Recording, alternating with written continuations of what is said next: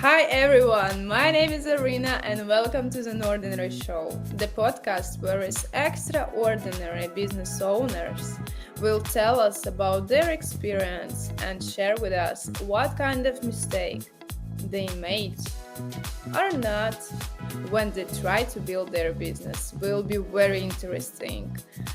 Let's speak about the real business. Today, our guest is Dano Falk, founder of DefDevice. Hi, Dano.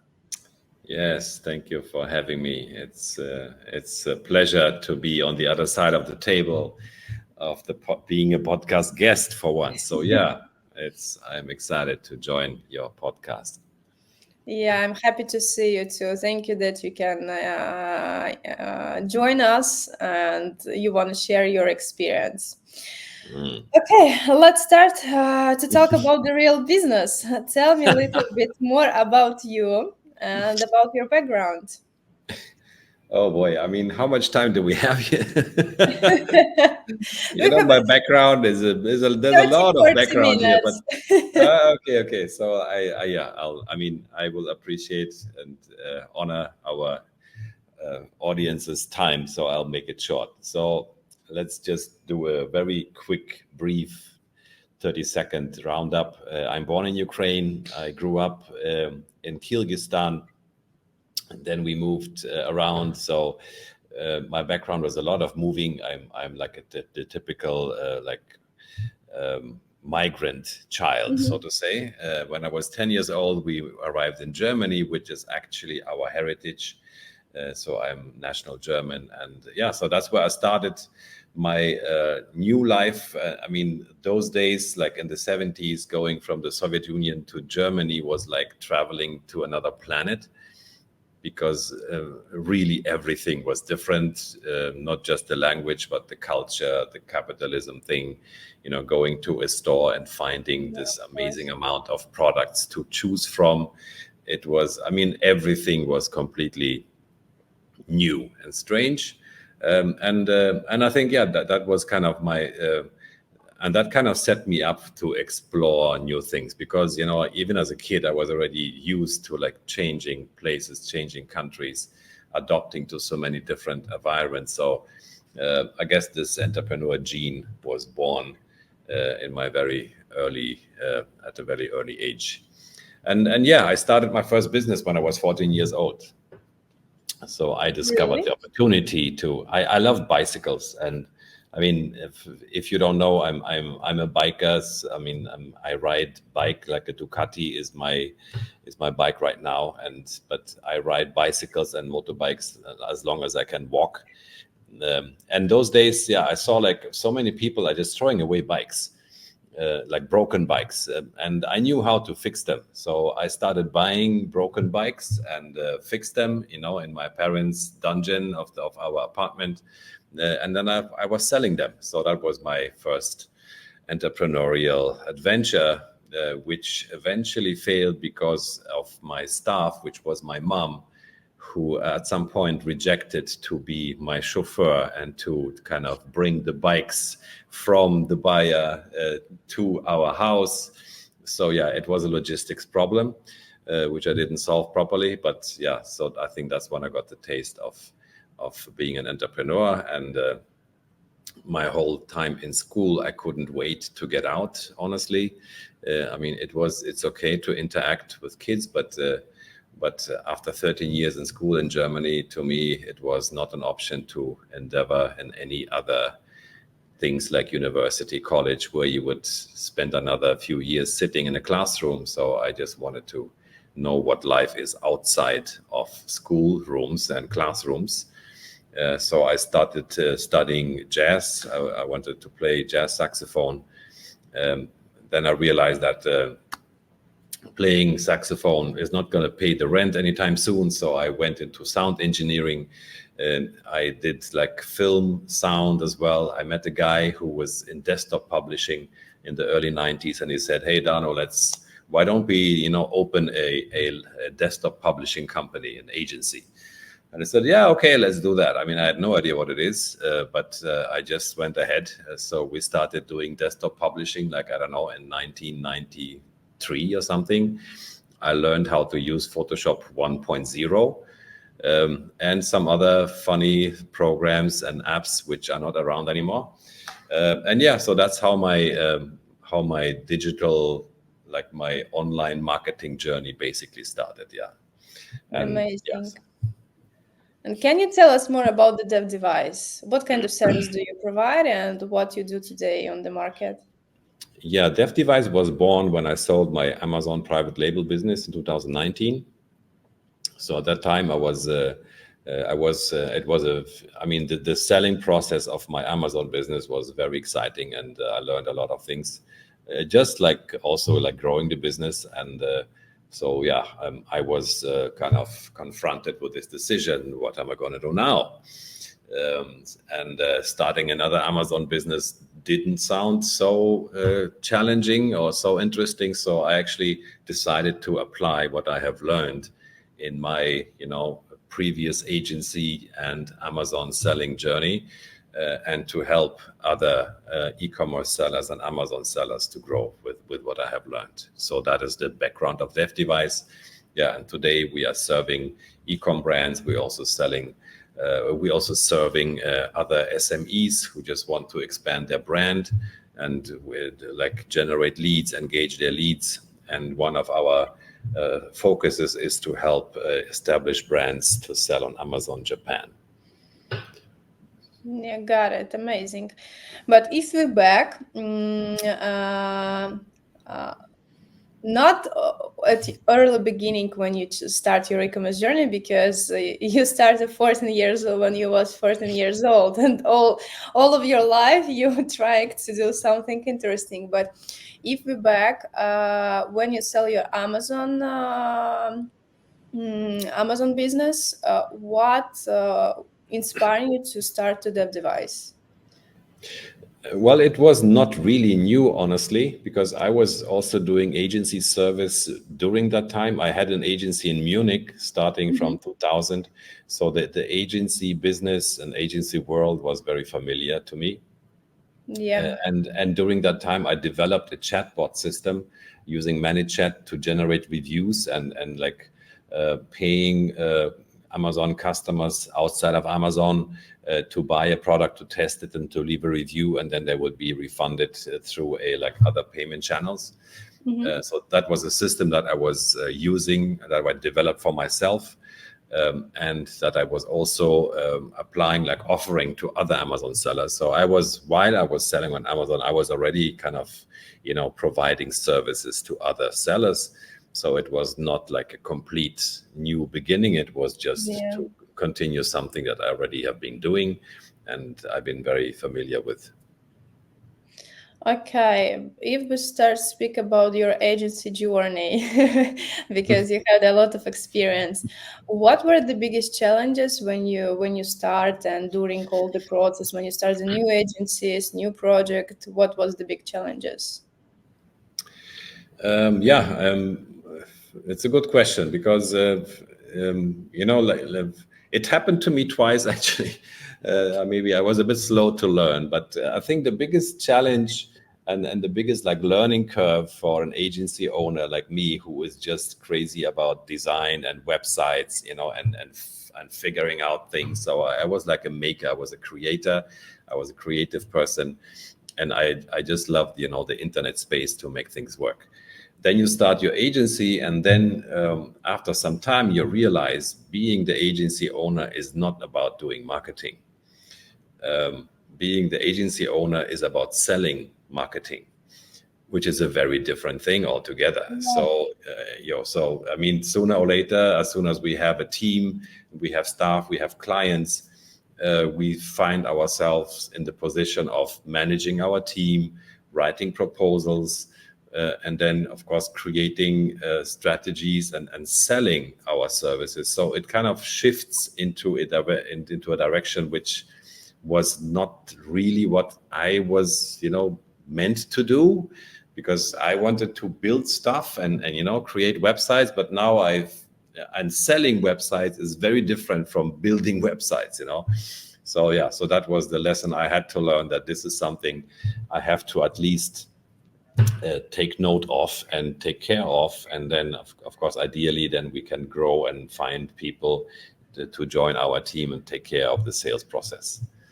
Yeah, I know these feelings because I'm the agency owner also, and yeah, when it's about expectation and reality. When you were a creative person, you start searching the job where you can show your creatives, yeah, show the people, show the world your creatives. But the result, your designer team, for example, in my case, all of my designers, they create. I'm not, because I have different thousand deals and I need to delegate creative part, and it's not about the something creative, just not about the fun part of the job of creating the website's logo or something like that. It's about process. And yeah, you told absolutely right, it's about you need to sell your product, your services to the client, and it's your main task every day. Yeah, exactly. Yeah. So, which is very different. So, I don't think I'm a natural born salesperson. So, this is where there's a bit of a conflict between, being in my position and fulfilling what I supposed to do, and what is my natural destination in a way. But yeah, that's what it is. So, this is something we need to figure out as agency owners when we come from this creative background. Okay, and if we speak about the mistakes, what kind of mistakes you make or not for all of your journey? Because it's very interesting questions. Because without that, it was, I think, few days ago, I heard the phrase. I really like this phrase, because if you're an entrepreneur, every day you need to choose something. Go to the right, go to the left, and your job it's to make a decision.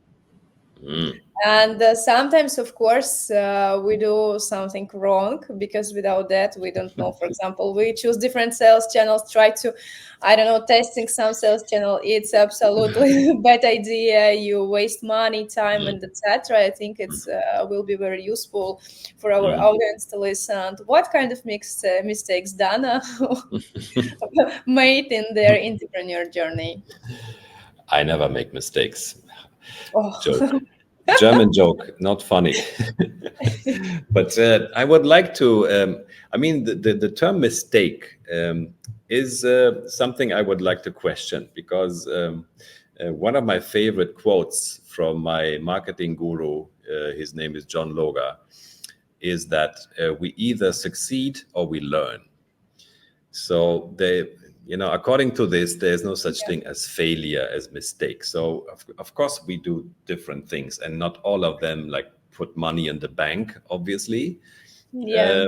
But I think it's just part of it, and I think I would like to rephrase this failure and mistake part as just the learning part, which makes it so much more, acceptable.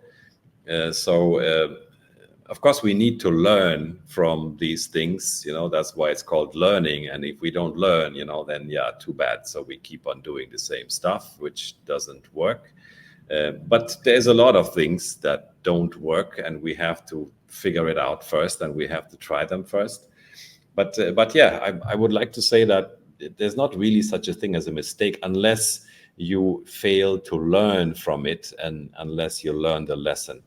But if we pay attention, and if we are really present in what we do, and then we either learn or we succeed. That's how I like to see it. But then, of course, there is a lot of things that, like practical advice, I guess, we could give to people, like the one I mentioned just now. Starting an agency is not about being creative, it's about selling.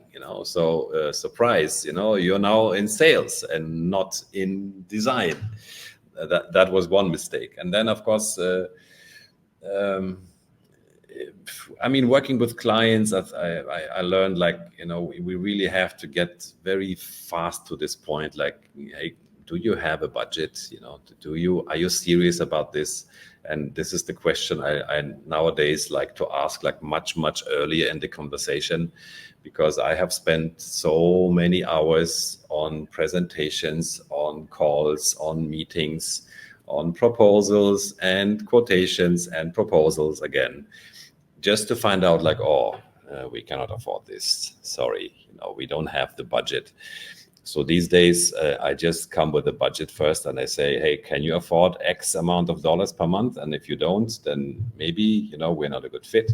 So I think this is one of the typical things that, we mistakes, so to say, we make because of course we want to help, we want to connect, we want to understand.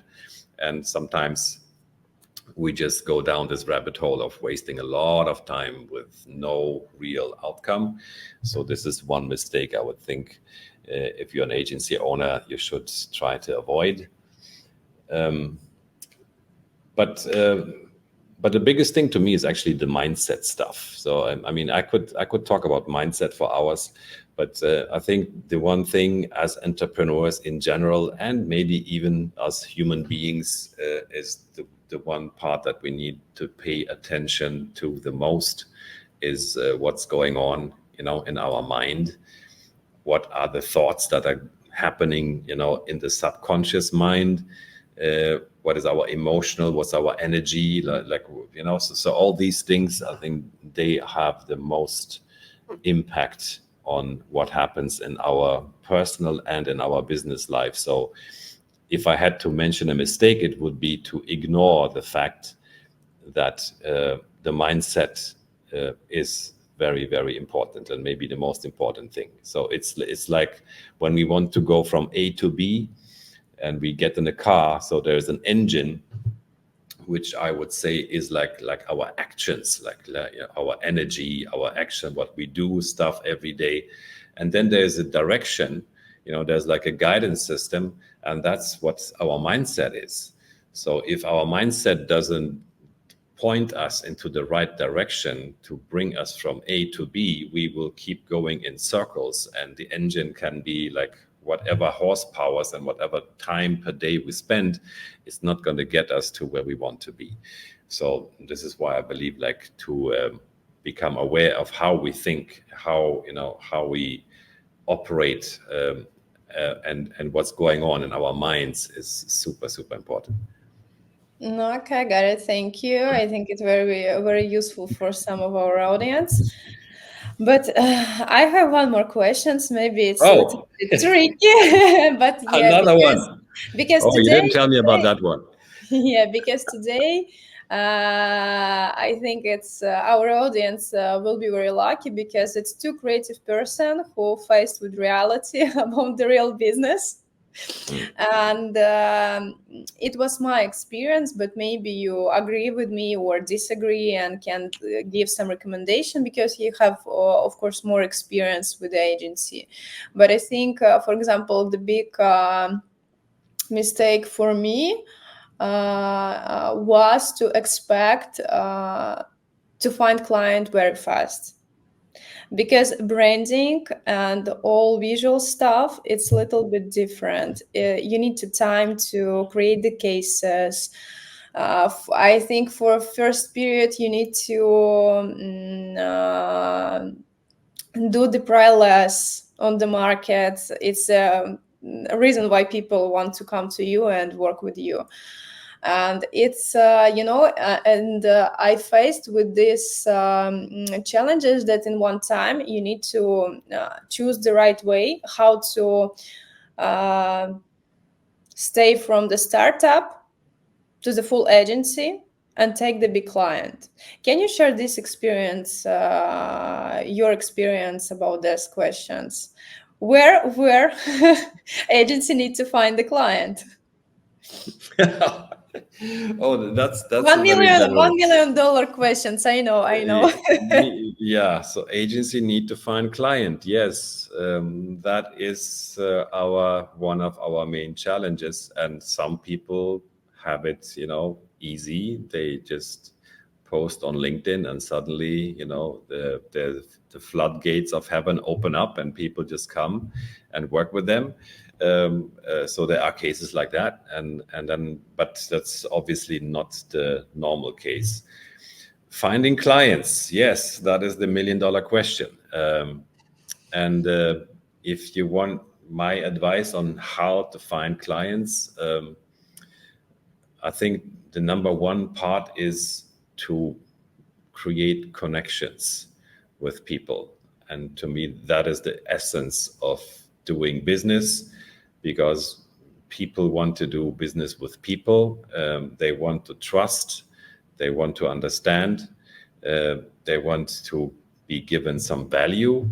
So this connection making is the starting point of everything. And without this, I don't see anything happen. I mean, of course, you can run Google ads and Facebook ads, and you can do all kind of things to acquire leads, but then to actually kind of convert prospects into clients, it requires this connection making. And I think that's where we have to be honest, where we have to be really wanting to serve someone, have this like authentic desire to help someone, and yeah, so this is like the personality background that I think is essential. And then the channels, they depend really on our personality, on our background, I think. So some people are happy, you know, to do just stuff on LinkedIn, on online.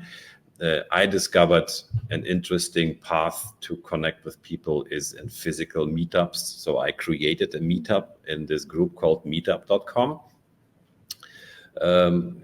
I mean, it's of course it's limited, it's local, but it's a beautiful way to actually, you know, have like direct, like face-to-face introductions and connections with people, and some amazing things have happened out of this. So you know, I just created this entrepreneur meetup group here in Kuala Lumpur. We meet once a week. The next one will be tomorrow evening, so you're invited to join if you're around. And yeah, one second, I need to check the flight. Yeah, I know it's a bit of a short notice for Latvia, but yeah, maybe one day you'll be in this part of the world. But I mean, yeah. So networking, I guess, is one of the names of the game. Definitely. I mean, that's, I think, is kind of obvious. And then, of course, the next level would be joint venture partners. So finding people who serve the same base audience, to cooperate with them. You know, if for example, you know, if you want to help a dentist, and then you can cooperate with the guy who sells, you know, the interior, the tools for the dentist, then you sell the marketing service to the dentist, then to joint venture with these other companies who serve the same client base, I think can be a big game changer. Yeah, I'm agree with you, because I think that the people is the biggest resource that we have in this world. Yeah. It's about not only about the work side, but it's a personality, energy, and etc. Because people can give you inspiration, I don't know, power, life hacks, I don't know, a lot of good things, and it's the biggest resource.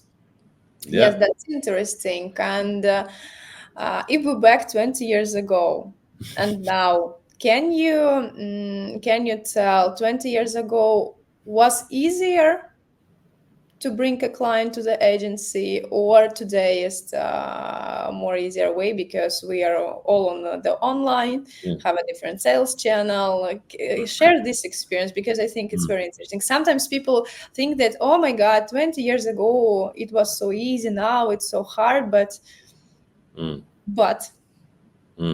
tell us the truth. Yeah, the truth. Oh my God, if I only knew the truth. But I can share my experience. So I mean, I couldn't like put the easy or difficult sticker on today 20 years ago. I think it's just different. And my agency worked 20 years ago. I mean, I was lucky enough to be involved with companies like Siemens and EADS and, you know, like giants. so that was how our agency, like in Munich, was working, because we just got this kind of introduction, and then we did something not many people were doing. So we were kind of like newbie, we're doing something like really new. At the edge of technology. Those days it was called Flash. Nobody knows what Flash is today, but except for Flash Gordon or what. But this technology to kind of animate stuff on a website was quite a deal breaker. Was a new thing, and we were doing that, and we got this opportunity to work with these giants. So it was a completely different game, I would say. And if you have huge clients, I mean, I think that's a very lucky and comfortable position to be in until something bad happens. But yeah, I mean, many agencies, I mean, we were one of them who were just like lucky enough to know the right people inside of this kind of company like Siemens. And that was it. There was no acquisition. There was no, sales pitches to anyone. They would just come with projects over and over. And we just had, our challenge was to cope with the workload. That was what, the main challenge was. I mean, today I'm not working with giants. So finding new clients is a completely different game. But I would say in a way it's easier because, of course, the internet has opened so many opportunities for us and so many channels. But at the same time, we have to be creative to stand out, because I think Neil Patel said that 4.3 billion pieces of content are being published every day. So, by publishing another Facebook post, chances are we are not going to stand out so much unless we do something NORDINARY. Yeah, absolutely. This is the reason why my agency called NORDINARY. There you go. Yeah. Okay, thank you so much, Dana. I think it very useful because yes, sometimes people don't think about this side of the business, and I don't know. Everyone told us you need to find the thing that you like to do it, and do it not a hobby but the business. But in reality, it's work a little bit. Another way.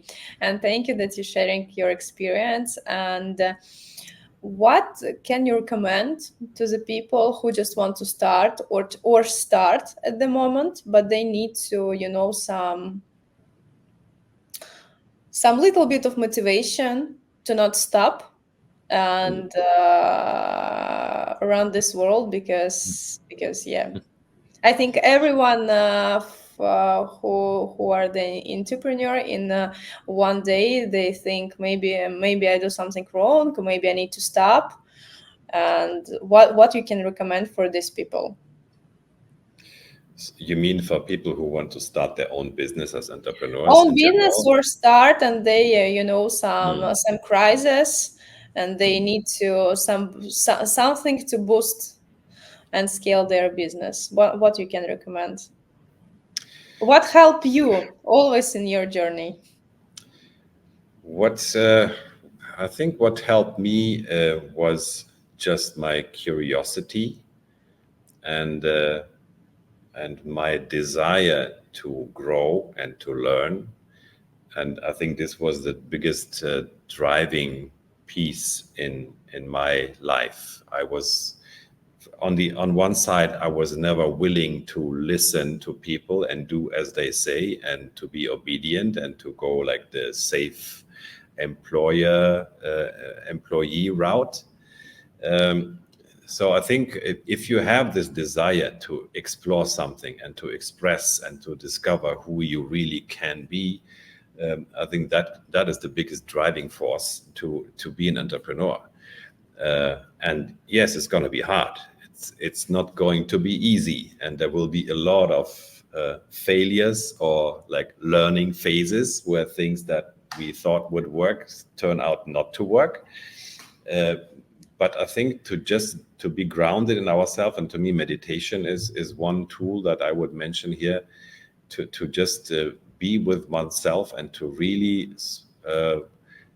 be authentic about what is my life about, what do I really want. If I want to explore a certain business, if I want to explore my capacity to create something, then it's easy. Then I just have to follow this.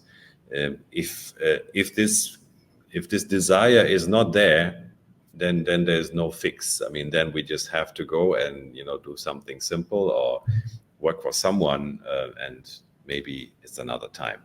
But I believe to be connected to our desire, which is really authentic, that is the driving force. And as long as we can be connected to that desire, we will be able to overcome obstacles. Thank you so much, Dana. Thank you.